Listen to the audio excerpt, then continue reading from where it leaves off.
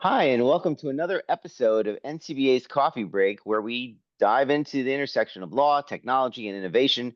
I'm your host, Nathan Willner, and today we're joined by Josh Allen, CEO and founder of Tratta, a company that's helping law firms modernize operations while staying compliant in an increasing complex regulatory landscape.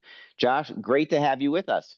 Yeah, Nathan, thank you very much for having me on this. I'm looking forward to the questions in our discussion. Yeah, well, it's kind of informal. It's just a cup of coffee between friends. Let's jump right in. Law firms today are under a lot of pressure to deliver faster, more transparent results, all while navigating this maze of compliance requirements, both on the state and federal level. How does Trada's technology bridge that gap between compliance and efficiency in this environment? And maybe just give us a little background about what Trada does and how it intersects with the law firm culture, especially in debt collection. Yeah, so Shraddha, we're fully focused on collection law firms, agencies, and we have a handful of credit issuers as clients. So we're really focused on the default, post default collection cycle, um, and which of course makes our main focus being on the collection law firms and all the rules and complexities around that, which, as everybody watching knows, there are a lot. Uh, our position in the market is really being that digital outreach and inbound center, so that consumer facing asset that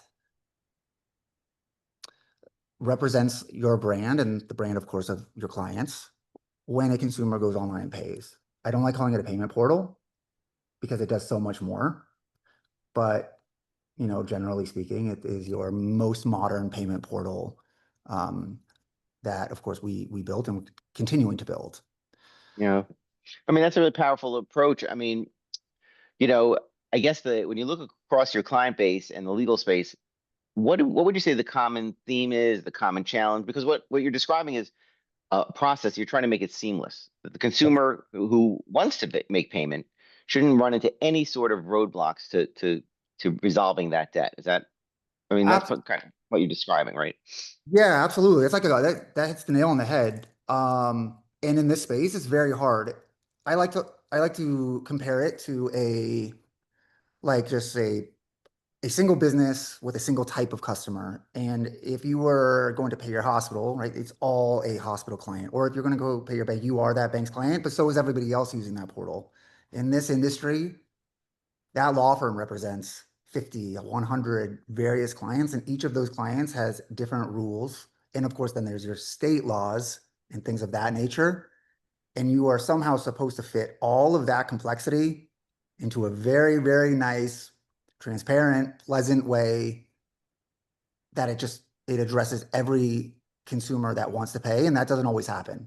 And so that is like the biggest problem that we're solving is we want to if the consumer goes and they want to access their account and make a payment, they should do that without the frustration and confusion and the need to call in. And that's like, yeah, that is the problem of like kind of yes, the intersection of all of it, technology and the industry. And much, many law firms and businesses that are involved in creditors' rights practice area aren't very big. So they don't have these huge technology departments like, let's say, maybe a bank would have or a larger financial institution, right? So that's where I guess Trada comes in to kind of fill that gap, right? Yeah, and we also, I mean, being the founder and whatnot, I never even knew it was this complex when I got started. And if you were to tell me about it, I don't know. I mean, maybe logic would have kicked in and I wouldn't have ever pursued this. But fortunately, that didn't happen. And yeah, so the nice thing is, and the benefit for even like smaller firms is that we build with our clients, if you will. I've never worked at a collection law firm. However, I speak with them every day. We're incredibly interactive with our clients. And it's being a SaaS platform, is that our updates and our product roadmap are really driven by those back and forth conversations. And so even for a smaller firm who has very complicated clients, take someone in Hawaii, right? Like they may not have the biggest book of business, but they may have one of the most complicated clients out there. We have the ability to just say, look, yeah, we have these rules in place. We have the ability to show these disclosures to this type, and we understand it because we have similar clients already. And so it's built. And that is a huge help for clients, big or small. That has helped immensely. So when a consumer goes onto the law firm's website to make a payment, depending on, I guess, the creditor, that can pull up different disclosures or different parameters customized to each type of client. Is that? Yes, everything. So depending on the client, depending on the stage that it's in, pre-default, a just serve type stage, like a default judgment, even if it's all the same client, but now there's different rules. Does it do interest? Does it not do interest at this stage? All of that can be presented so that they're not surprised if they get a letter in the mail or a phone call. The goal is essentially they go on and they can visually verify the exact same information. I think interest is actually a very big one in the law firm space Hmm. because sometimes the interest-bearing accounts aren't even placed online because of the complexity. And so imagine the frustration of going there and trying to get in and you can't even get into your account because you have to call. Yeah. There's not a lot of notices to say that. Right. And also, I guess different points in time along the life cycles of a debt changes. So, for instance, I could settle a case with a consumer where we waive interest, but then that payment plan may fall off, or something else may happen where now interest does come back. So, turning on and off that switch it can make a huge difference in what the balance that is owed and having the data to back it up. Absolutely. Yes. 100%. Those different stages and the different clients all packaged, if you can imagine. I mean, this is really like we can have a beautiful interface and that's great, but really the art of it all is the data and the logic behind it, and then somehow crushing it all into a nice picture where it can manage it. So disclosures are such an interesting one because you do not want like someone to have to scroll and see like 20 boxes of disclosures. You want to like be able to one show them in the right place, the right disclosure, and have them alternate based on whatever stage or account they have. And of Yeah. course, that just it's a never-ending process. That's the other nice part. Yeah. I mean, anyone who's rented a car recently knows that those disclosures, if you've ever been at a kiosk at an airport, there is no way that any consumer, any renter of a car has read those disclosures. It's just not even possible. You're scrolling it up on a little screen and so yeah, the disclosures are there, but I'm sure if someone wanted to challenge it or, even the company itself wouldn't let you stand there and read it all because there's a line behind you. You know what I'm saying? You can't even pretend as if those disclosures are being read. But that's why it's so important what you're describing. So it's really funny you bring that up, because in the law firm space, we have been presented with 101 different ways how different firms want to display disclosures and how they want to get evidence that those disclosures have been read and which ones need to actually be like evidence that they've been read, or they can just be there like the terms of service on the bottom, like footer. Hmm. And even those, again, we think we built out this amazing thing where it says, but all of a sudden it turns into but this client wants a slightly different one. And we don't need just yes, we've read it. We need the checkbox that they've read it and then the evidence. And so like all of these like little, I mean, everything is like, how do we get the payments so we close the accounts so our clients are happy? But the real work goes into all of the things, I guess, like the disclosures. The disclosures is actually a fun one that this industry has really like enlightened us to, where we actually built our own, call it like DocuSign type proof, where we Hmm. actually give us for some of them, not all of them, but we'll actually give a certificate with a timestamp and this, which will attach to the disclosures that they accepted Wow. and like do a PDF of it. And so if you change it later, you have the one that they accepted, you have the new one, and if they go in and again, they'll have to accept the new one. You have like the evidence twice, but it's like this came from the law firm side, not the agency side. The different problems. Um, and again, it's so weird to talk about disclosures in a payment portal, but I do think that that was one of the bigger hurdles of the law firm space is again, you have all these files, but you don't want to risk one client by not having like the right stuff. Right. Just don't even put them online. Deal with it that way. Right. And I guess everything you're describing is really part of the customer experience, the consumer's experience. In other words, what, after all, what does anyone have in this industry other than their reputation? And consumers want to be able to know that the company they're dealing with is reputable, trustworthy, and they're resolving something. Because this, for a lot of people, is it's a stressful time. It causes a lot of anxiety in consumers. So, what would you say the greatest opportunities are for modernization, whether it's in security, reporting, client engagement, or payments? How does Trata position itself to lead in those areas? So I think like our core belief is really working on the ability to open up access to all consumers in the right way with the right rules, the right parameters. That's the one of the biggest things that I've seen in this industry, and that's because law firms have the highest conversion rate to payment.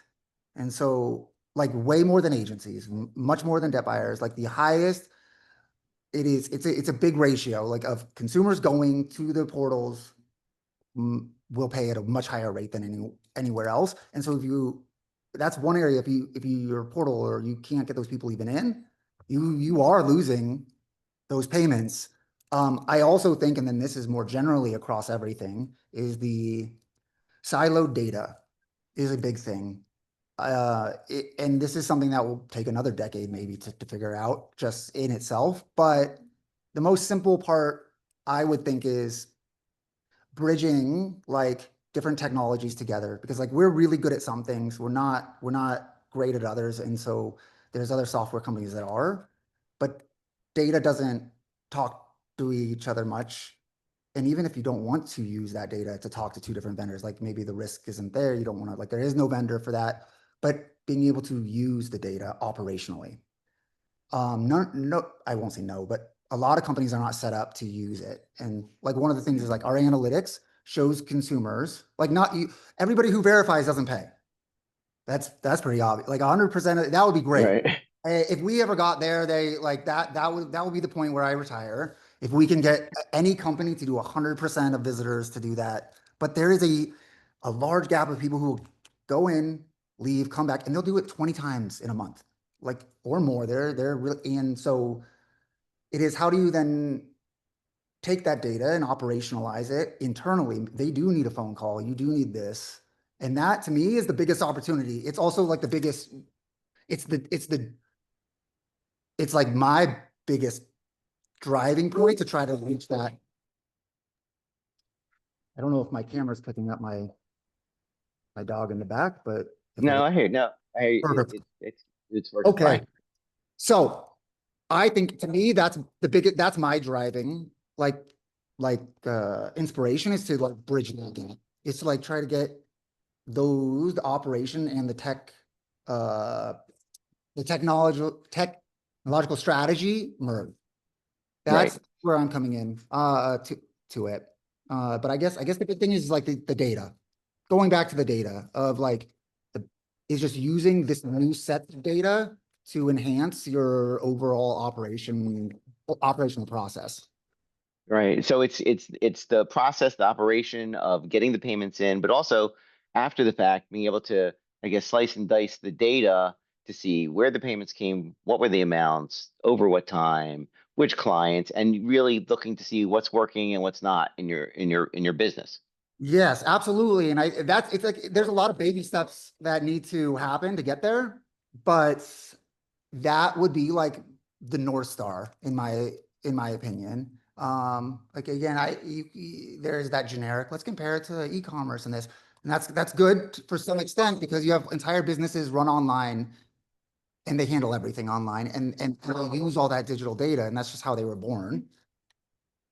I I don't want to say like shut down your call center and don't accept payments over the phone and become a digital only thing. That's not the right way, but bridging the gap and optimizing it. I think a lot of times you're shooting for like shiny things, like, oh, we got to add this and do this and do this, but there's so much opportunity just like right there to optimize that me not being an operator without a operator's budget can say this, but everyone has to, is that like that's where like my investment would go, is really looking at how do we get our hands on this, and then how do we use what we have internally to take advantage of it the most, and is there an ROI there for that? And Yeah. So there is a lot here, and obviously from the way you're describing it is, just think about that small slice of the process that you're involved in. It would be overwhelming for a law firm, especially a small law firm, to even build out this thing on their own. So, but we're getting close to the end of our cup of coffee here, Josh. And you know, so if any of our listeners want to meet you, you're going to be at Connect. How can they get in touch with you? so, uh, Tratta.io, and my email is as easy as guessing it. It's just Josh at Tratta.io. And I would say reaching out via email. If you have my cell phone or find it, I'm very responsive on text messages. But we can put that in the bottom of the video in the description, my email at least, Okay. the website. And I'll have a whole team at NCBA this year, which is at the conference, which is awesome to have multiple people there. That's really fun. For us, it's by far one of my favorite conferences. So I don't go to many. I'm a Well, we're excited that you're Oh, I coming love in. this one. And also, it's a way for people to actually, you can show them stuff firsthand, not just talk Yes. about it. But anyway, Yeah, I yeah, think the law firm space has an incredible runway of opportunity. It's yeah. well worth it. Well, I mean, hopefully you'll come back after Connect, after the NCDA conference, and we'll talk about this a little bit more. But this is really fascinating, and it really is. It's no longer like a luxury to have this kind of add-on. This is part of the necessity of operating in our space. So, Abs Absolutely. I can tell you that my dentist bills are late because my dentist doesn't accept payments online at huh, all. And that's and yes, interesting. yeah, very interesting. I bite my tongue on offering them this. I don't want to mix mix my dental work with the Yeah. business, but yes, it's not a luxury anymore. You should have it. I don't think my dentist likes the late bills either. Yeah, no one does.